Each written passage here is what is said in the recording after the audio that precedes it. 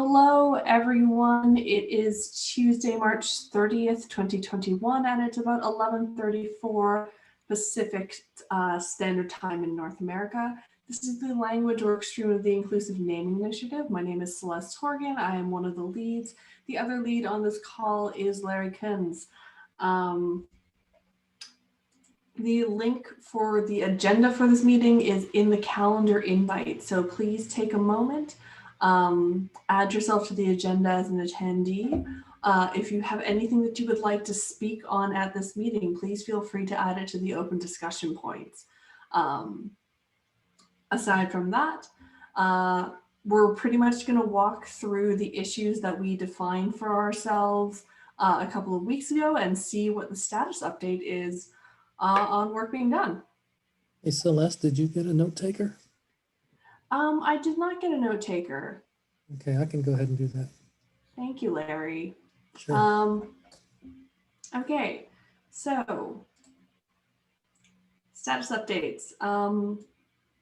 Somebody, and I think it was probably me 2 weeks ago, put issue 23, and I'm just going to share my screen so we're all looking at the same thing. Put issue 23 as a status update, which was around creating principles documentation. And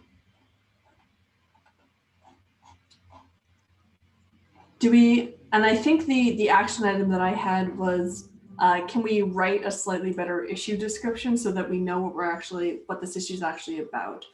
And I'm wondering, can I get an update on that, Larry? And I'll take notes while you speak.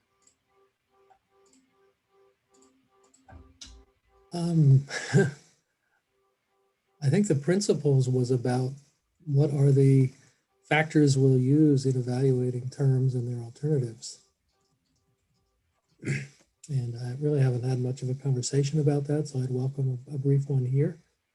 But you know, what are the guardrails or the guidelines for when a term is suggested? And of course, there's going to be a lot of that in the beginning, so we should have a standard set of guidelines for evaluating it and coming to a decision. It requires some rationale. Mm-hmm. Okay. And go ahead.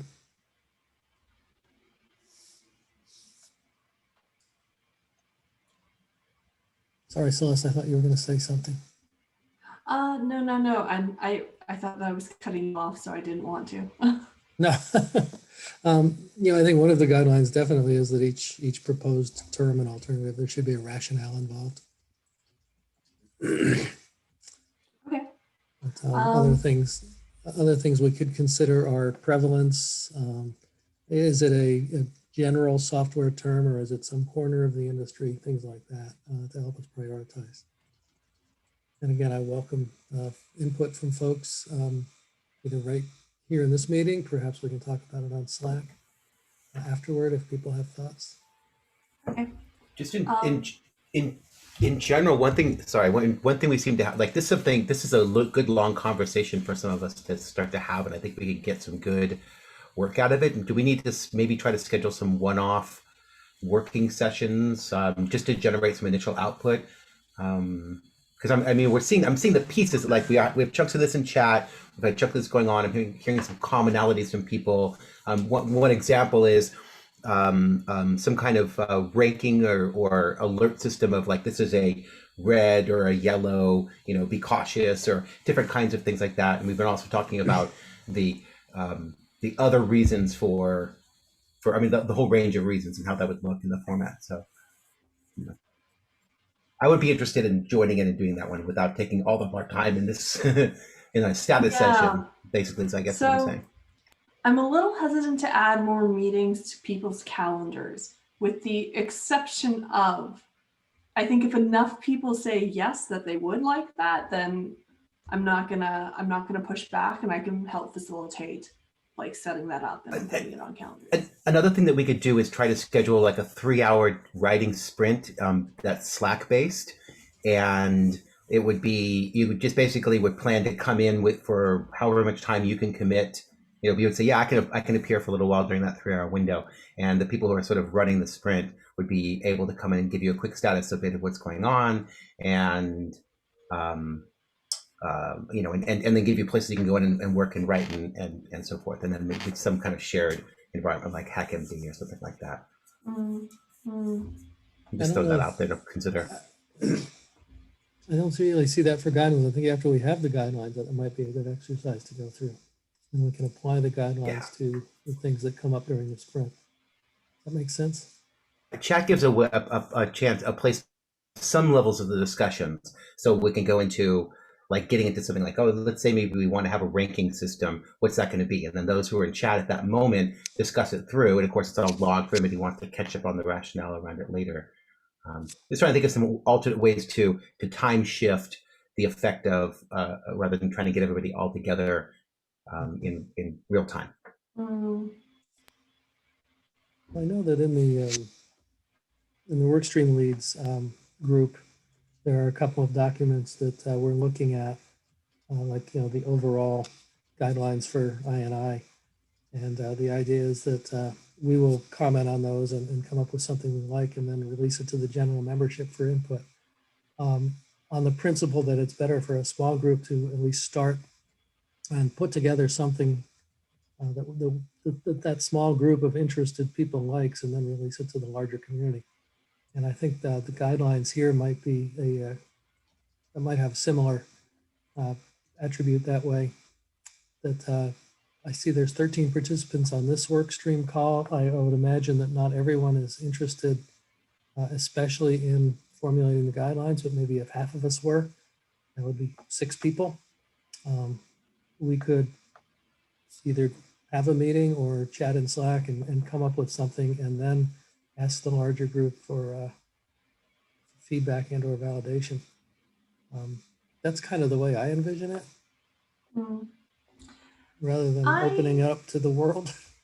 Yeah, I kind of agree with that. I think, first off, I think I agree with the idea that it would be good if a smaller group, and I'm thinking like 3 to 6 max, took this on. And however you want to collaborate, let me know.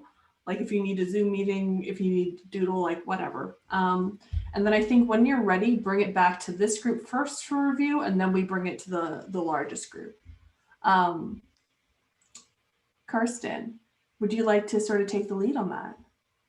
Sure. Yeah. And yeah, definitely. I'd be happy to. Think, and also, or a co-lead would be also good too. I tend to be a little better if I'm accountable directly with 1 or 2 other people to make stuff happen. So if anybody else would like to pop up, that would be great. I'd certainly be glad to work with you, Karsten. Great. Yeah, Awesome. and I volunteer as well. Yay! Perfect. Okay. I'm gonna make a note, and I'll reach out to you separately just to get things. I'll be responsible for getting us all 3 of us together and started on that. Okay. Thank you, Karsten. Sure. Thank you so much for taking this on. Oh yeah, actually, I can't see everybody's face. If you could just write it into chat for me as well. Oh, the Mark said that. Thank you, Mark. And if anybody else does, please feel free. I'll reach out to you separately. Thanks. Yep. Okay, so y'all are going to meet separately. Right, And Karsten, at the next meeting, let's. that. Yeah. And again, I think between the 4 of you, you'll be able to decide on a format that works for the 4 of you. And again, if that does happen to be, you want a synchronous meeting and you don't want to use your company Zoom for whatever reason, feel free to get in contact and I'll set something up for you. But for something small, using your company Zooms might not be a bad idea, and it might just be like the path of least resistance. So however you want to meet and however you want to get this done, it would be great if you can come to the next meeting with a bit of a status update. So before we move on to the project review, I'd actually like to jump down to the open discussion where somebody has put Slack versus GitHub conversations. So whoever added that, would you mind? That was me. Yes. Hi, Mark. Yeah, hi. I'm just looking for guidance on that. I mean, we have these 2 communication forums. I have my own sort of biases and what I think they're best at, but I'm just kind of curious if we have a group consensus on how to use them. So I know there was another conversation I was in where they pointed out that GitHub is more public. Pretty much everyone in the world can see what you put on GitHub. And Slack may be better for, having discussions that you want to reasonably limit to people in the group. So, Yeah. and I agreed with that when they pointed it out. And I mean, let's be clear, the Slack is also more or less public. It just has slightly higher barriers to entry and you can't Google it. Whereas GitHub issues do show up as Google search results. Where I'm at with this is that Slack is better for having conversations around what we're trying to do because you can have a bit of more of a back and forth. And GitHub is a little bit better for keeping track of to-dos and sort of assigning people to things. But that can adjust based on what the group's communication preferences are. I'm trying to find people where they're at, and right now it seems a bit more like they're on Slack than they are on GitHub. So that's where I'm trying to find people and trying to communicate with them. Well, so I'm fully, I appreciate that dichotomy and I support that. I had perhaps misunderstood the reason for introducing Slack was to perhaps have a little bit more privacy with respect to some of the conversations we may need to have that we don't necessarily want to have in a public setting until we come to some group understanding, shared understanding of our thoughts on a particular issue. And that is another criteria I might put on the table as far as what makes sense to put on Slack versus GitHub.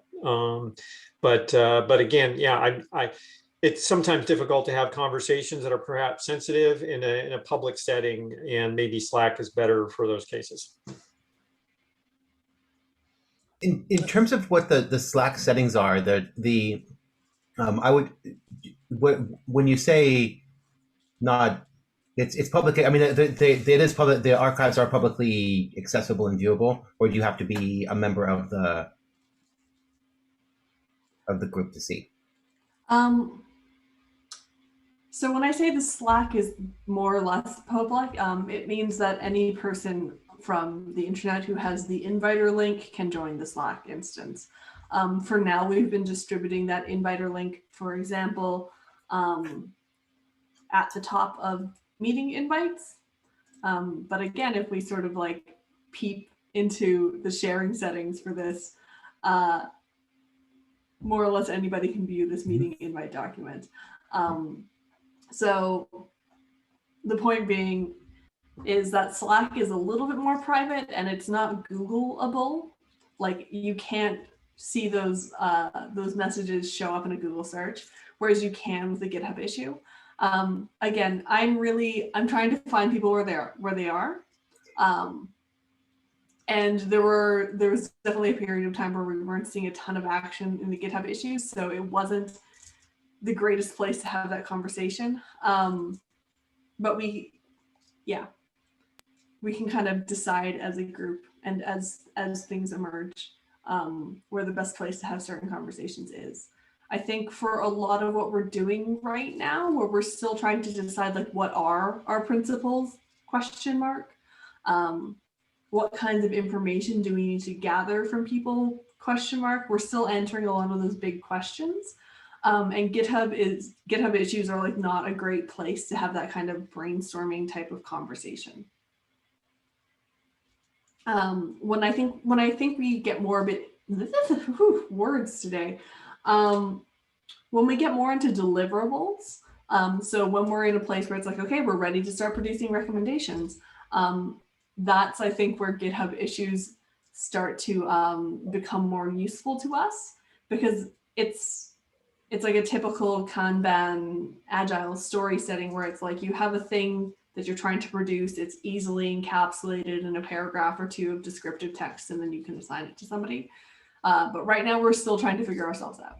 Yeah. You're right. Does that answer your When we question? have documents that we want people to review, that's a good use for GitHub. Yeah, exactly. I'd also like to hear from folks on the call and maybe just in the chat. Do any of you have a strong preference for either Slack or GitHub? I assume we're all comfortable with the tools, but folks, for example, from the technical writing community might be more accustomed to Slack, as am I. So just if people want to put in the chat, if you have a strong favorite, one or the other, we might start seeing a consensus of where people would rather be.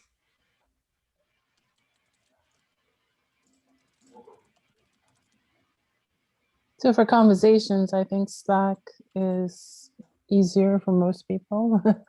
I know they're both set up with public access, but we could restrict access if needed. We may have to do something different in this setup, but Slack can be restricted if needed. But speaking from IBM, I like Slack a little bit better for ongoing dialogue. And I like the idea of when we're ready to put something forward for broader a deliverable, elevated to get. There's also integrations between the two, right, that we can leverage as well. Okay. Yeah, I generally think of GitHub issues as being closely related to deliverables.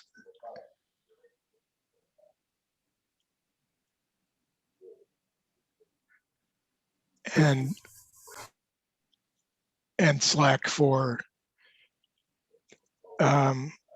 looser and more open-ended. Well, more open-ended in the sense that, I mean, still obviously topic focused, but not, I'm grasping for not saying things like more goal, more or less goal directed, because there are goals for all of it. But it seems more of conversation and discussion versus directly collaboration on content of deliverables to me. And I may be off base, but that's what I've experienced. It's sounding like there's a bit of a preference for Slack. Am I reading the room correctly? Okay. Again, I think there's still some use cases for us using GitHub just to keep track of things, but the group prefers Slack, and let's kind of close that topic there. Okay.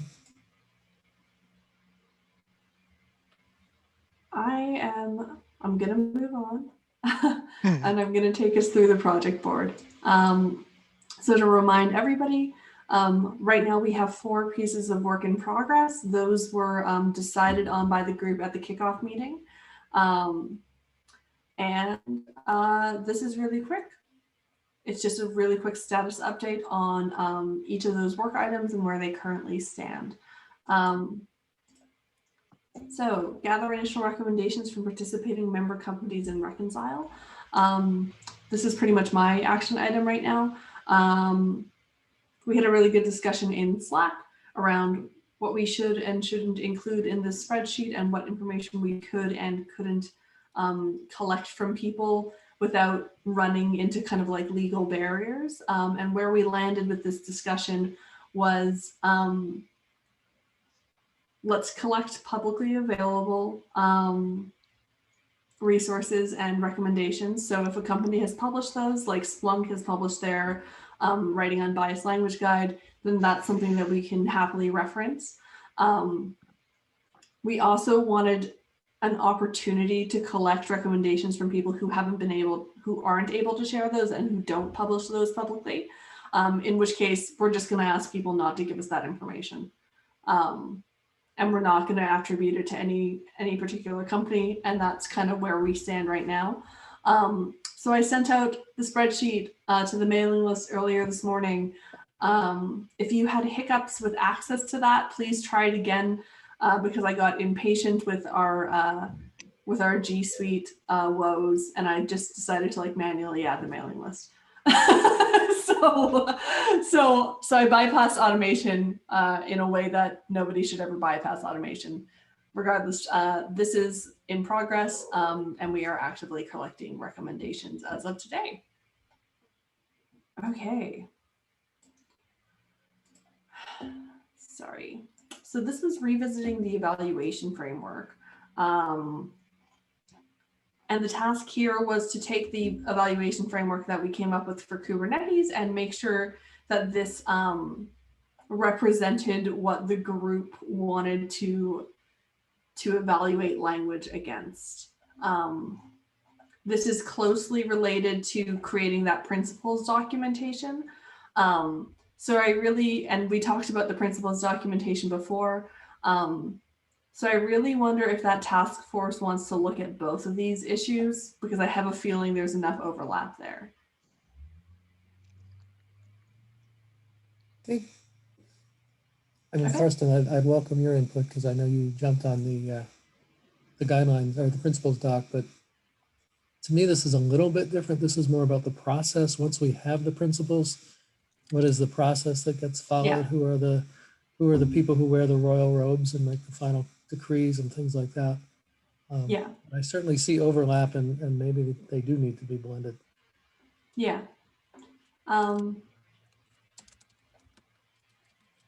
Okay. So I think the status update for both of these issues is it's going to start moving forward in the next few weeks, but not a ton of action yet. So I'm also assigned to this, but I believe there's other people who are, yes, actively participating. This is about defining the recommendation format and the words and phrases to replace. And I think that Larry also made some contributions here a week or two ago. Does anybody have any updates around this? This relates to the spreadsheet that you put out. Is that the one you Yeah. circulated this morning? That is, yeah. And what the columns should be. And I thought we had a good conversation about the columns.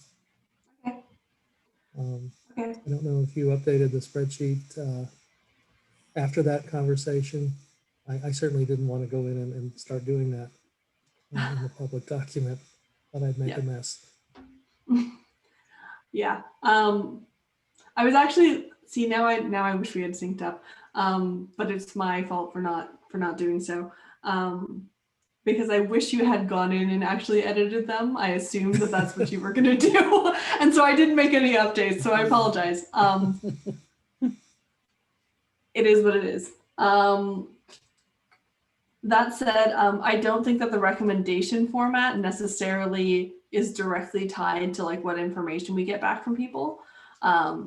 Because a part of the recommendation format is going to be our justifications for this. And like, we're intentionally not going to collect that from people because it'll just make the spreadsheet super long and unwieldy. So this is another thing that really needs a bit of a driver.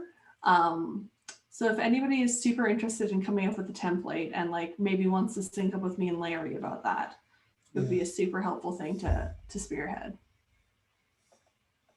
To what extent do you expect the columns to be driven by, or at least informed by, the evaluation framework?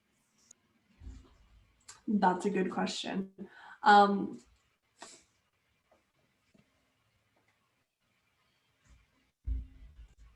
I think that a lot of the information, let me open up the spreadsheet. That might actually be a helpful way to frame this conversation. Not that, oh God, I've got too many tabs.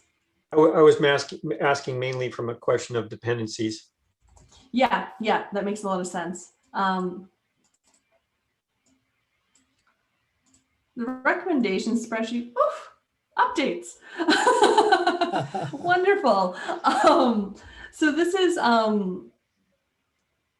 intentionally a little light on the ground in terms of columns, which is we're asking for the term, the replacement term, kind of the scope to which that language applies. Any other notes that you think we need to know? If something is public, again, great to let us know. There's a few other things too, particularly because some of these are public. So if there is like a copyright license available, it's helpful for us to know that so that we can abide by that license in the work that we do here. So I think the key thing to keep in mind is this is inherently not asking how that language was evaluated. And that's kind of on purpose. because everybody's gonna kind of come in with their own justifications for things. And I think it's important for us as a group to define that for ourselves before we, sorry, that was really confusing. Again, I'm struggling. I apologize. Is it fair to say what you're trying to capture here is sort of what the words are, everything about what, but not so much about how? Yes, that is exactly it. Thank you so Yeah. much. And I again, that's think, kind of, Celeste, if you added a rationale column, which I think I saw in, maybe it was Larry's write-up. I don't think he used the word rationale, but that's what we used in our company. It starts to get into the at least the why, not necessarily the how, but the why would be part of the evaluation process, right? Why is this term? It isn't just that it is racist or whatever, but a little bit more about why this is, so that people who would like to submit additional terms for consideration start to understand what goes into the evaluation, and that rationale column would help with that. But I don't know, like as you said, if that's your intent for this document. So Mark, I don't know if that helps. Yeah. I think it's important for us as a group to come up with our rationale rather than to kind of borrow other people's. And first off, it would be super unwieldy in the spreadsheet. And second off, like, I think the rationale belongs in our final recommendation and not necessarily here. The only thing I'd say about that is sometimes somebody has identified a word or a phrase that is offensive, and it might not be readily apparent. And the example I like to use is grandfathered, which I see there in the middle. You know, a lot of people don't know what the original context for that was.